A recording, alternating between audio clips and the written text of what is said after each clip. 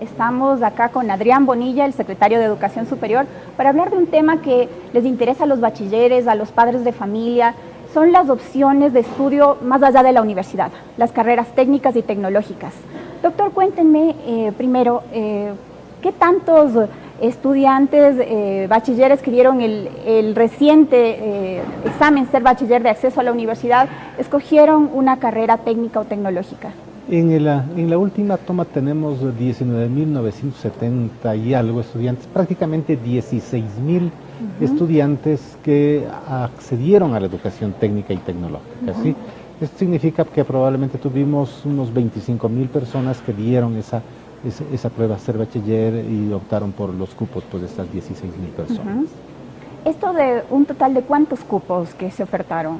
En general, para educación superior se ofertaron 175.000 cupos, ¿sí?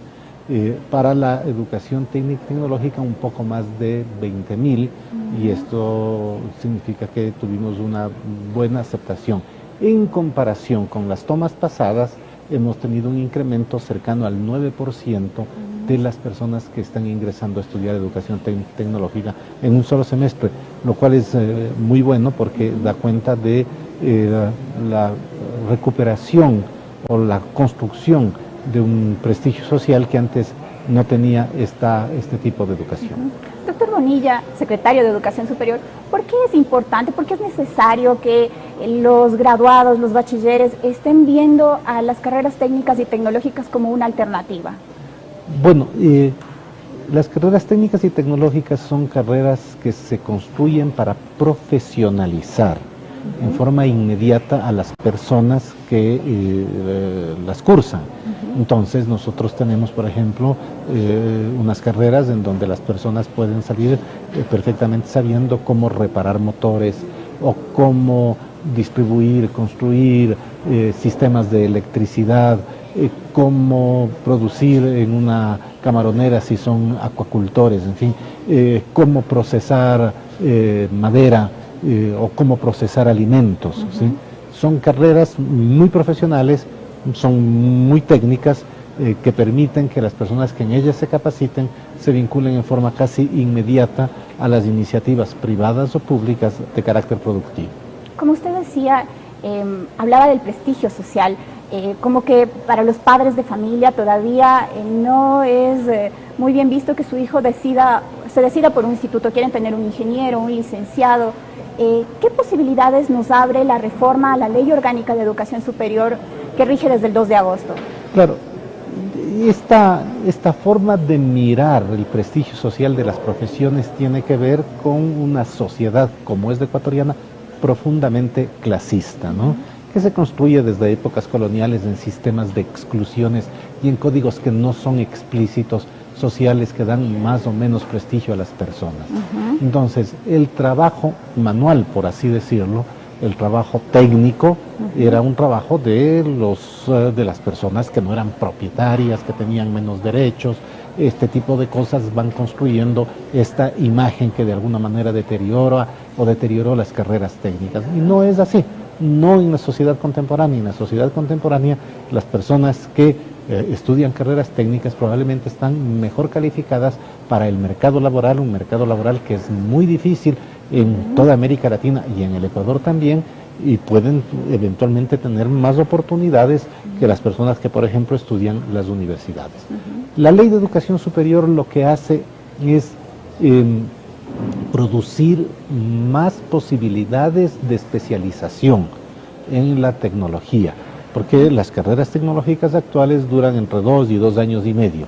Las carreras tecnológicas que la ley va a permitir van a ser las que están vigentes ahora, pero además seguir en tercer nivel hasta tener unos títulos de tecnólogos universitarios superiores que en términos del número de créditos, de las horas de estudio, de la experiencia, podrían equivaler a las licenciaturas o ingenierías del sistema universitario formal. E incluso va a permitir la ley que en algún momento, después de que todo este sistema haya sido construido, se puedan producir maestrías de carácter tecnológico cuyo objeto es básicamente formar a las personas que puedan ser instructores de educación técnica y tecnológica. Entonces sí, la ley lo que hace es profesionalizar aún más, calificar aún más a las personas que estudian tecnologías. Doctor, entonces esta ley, esta reforma a la LOES, pues amplía el horizonte de los graduados en institutos técnicos y tecnológicos. El horizonte y las opciones. Porque de todas maneras uno puede seguir estudiando una carrera tecnológica que lo vincula inmediatamente al mercado laboral en 2 años y medio, o continuar hacia una especialización mayor en una tecnología superior universitaria. Usted toca un punto importante, el mercado laboral, porque vemos desgraciadamente becarios incluso que vienen de universidades extranjeras o estudiantes acá mismo con PhDs que no consiguen trabajo. Entonces es una alternativa de todas formas, sobre todo por esta posibilidad a futuro también, sí, que dicen, ¿no? El mercado laboral se restringe por circunstancias que no tienen que ver con la educación, ¿sí?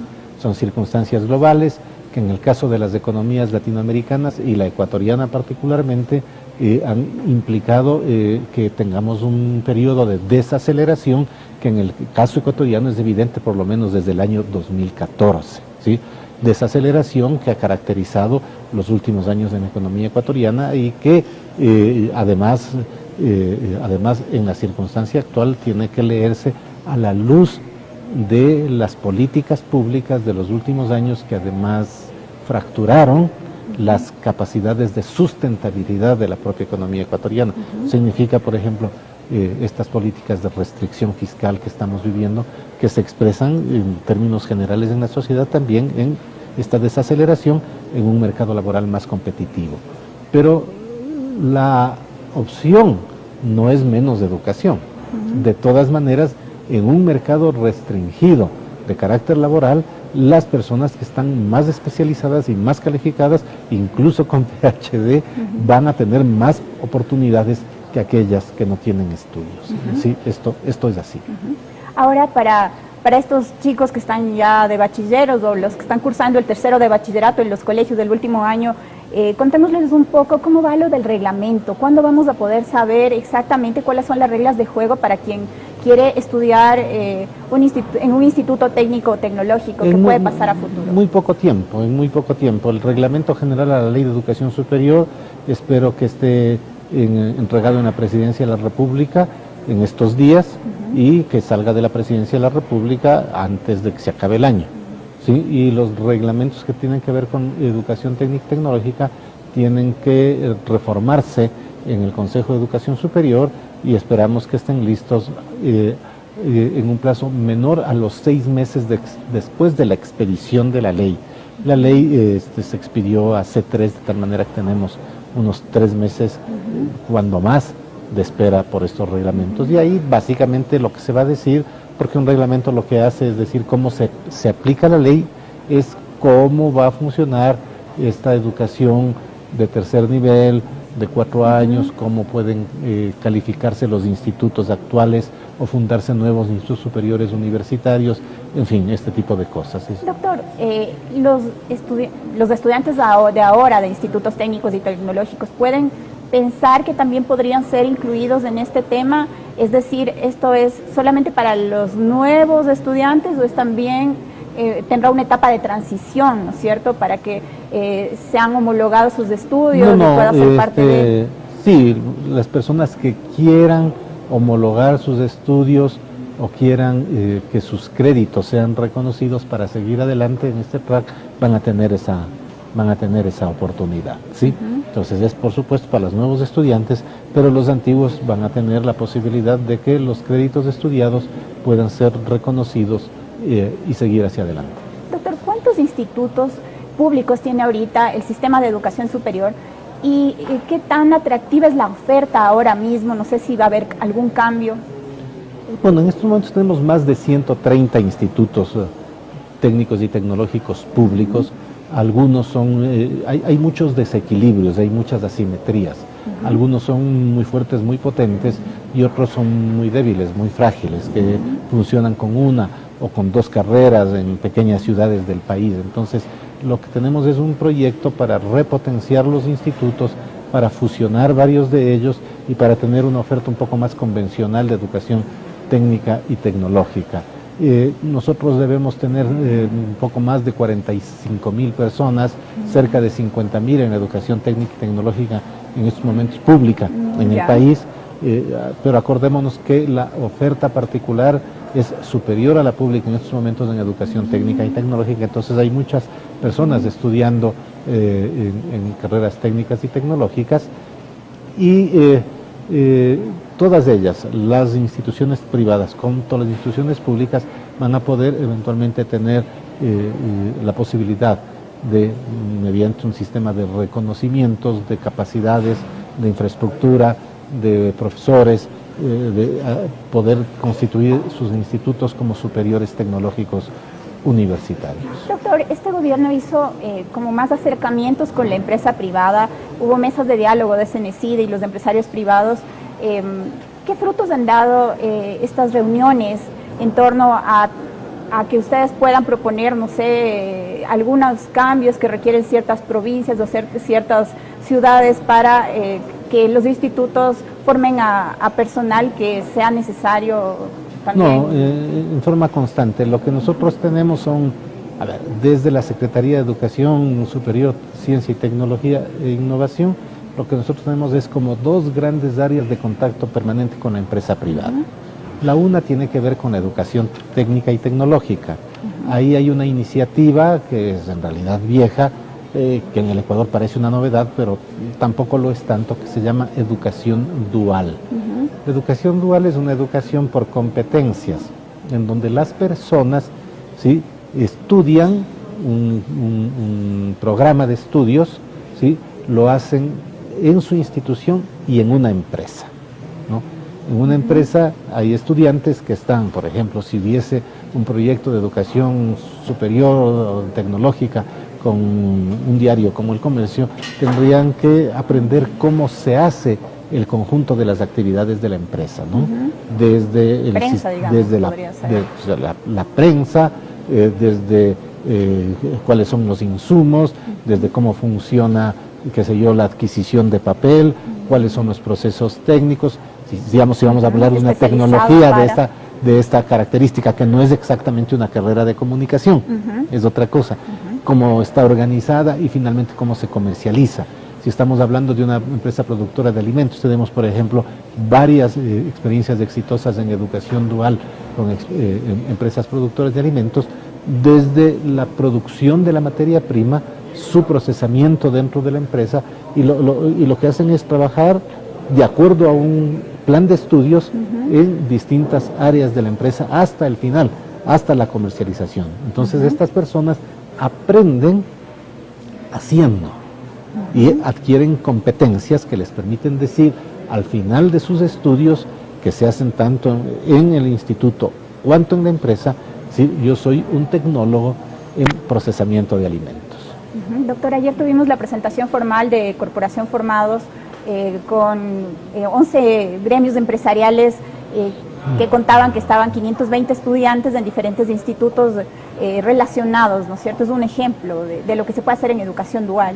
Sí, lo que tenemos son decenas de experiencias en todo el país en educación dual, y esta es en realidad un conglomerado de organizaciones empresariales en las ciudades de Quito, Guayaquil, Cuenca y Ambato, que están agrupadas alrededor de cámaras de industrias o cámaras de comercio, y estas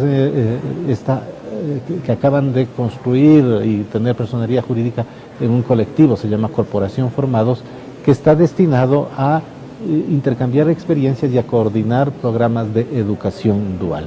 Tenemos con las instituciones que forman parte de la Corporación formados alrededor de 46 distintas carreras tecnológicas que se están siguiendo en formación dual, y no estoy seguro del número, pues son varios cientos de estudiantes que están aprovechándose de esta experiencia. Doctor, aprovechando que está aquí, más allá del tema de los institutos técnicos y tecnológicos, quería saber, ahorita CNCID, la Secretaría de Educación Superior, está convocando a quienes no han logrado un cupo tras rendir el reciente ser bachiller de Sierra y Amazonía, que no han logrado un cupo, pueden tener acceso a este curso de nivelación. ¿Para quiénes está dedicado? ¿Cuándo empiezan? Un poco de detalles. El curso de nivelación está abriéndose la inscripción esta semana y va hasta el día sábado de esta semana. ¿Quiénes se inscriben? Se inscriben aquellas personas que no obtuvieron un cupo como consecuencia del examen Ser Bachiller, no les alcanzó la nota que acaban de ser tomado. Porque hay un nuevo examen Ser Bachiller que se ofrece a finales de enero, principios de febrero. Se está coordinando la fecha con el Ministerio de Educación y con el Instituto Nacional de Evaluación. Entonces, estas personas que no obtuvieron un cupo tienen acceso a un curso de nivelación para que den un mejor examen, ¿sí? Porque muchas veces el examen Ser Bachiller y sus notas dependen del estado de ánimo, pero también dependen de la calidad de los colegios secundarios donde estudiaron los chicos y las muchachas. Entonces, este curso es para tratar de compensar aquellas deficiencias que pueden haber tenido, pero no solamente eso, sino para que las personas que se capacitan en el curso de nivelación sepan cuál es la lógica, cómo funciona, qué es lo que quiere examinar el Ser Bachiller. No es solo conocimientos, el porcentaje de conocimientos no es tanto, es básicamente capacidades. Estén familiarizados, no estén nerviosos y puedan rendir en mejores condiciones el examen en la próxima toma. Doctor, ¿es la forma de acompañar que tiene Cenecid a los chicos para que no vayan al preuniversitario que se promociona y que tiene un costo, ¿no? Estos bueno, más que preuniversitarios, son estos cursos que se dan en las esquinas, que nosotros hemos visto, ¿sí? Carteles que aparecen en todas las ciudades diciendo cursos de nivelación, y a veces son precios exorbitantes, más de $500, en donde se recibe una nivelación que no siempre es de buena calidad. No garantiza. No es de buena calidad. Entonces, primero se ofrece este servicio en forma gratuita y luego los muchachos tienen la capacidad de pues estudiar por su propia cuenta. En esta ocasión, el curso de nivelación va a ser en todas sus fases virtual, ¿no? Pero la educación virtual puede ser buena, de hecho puede ser mejor que la presencial si está bien administrada. Y con chats, con foros, con seguimiento personalizado de tutores, en fin. Doctor, ¿todo el que se inscriba para este curso de nivelación va a tener el cupo garantizado? No. ¿No? Esto es para rendir un mejor examen. El cupo garantizado en el curso de nivelación. Sí, porque las personas a las que están destinados son aquellas que están interesadas en la educación pública y que no pudieron acceder a un cupo porque tuvieron una nota deficiente en el examen. Entonces, atención, hay que inscribirse. ¿Hasta cuándo, doctor? Hasta este sábado. Calculamos que tendremos alrededor de 50,000 personas que van a ingresar en los cursos de nivelación. Muchas gracias, amigos. Agradecimiento también al doctor Adrián Bonilla por habernos visitado. Gracias y hasta una próxima ocasión, ¿no? Gracias. Muchas gracias por la charla.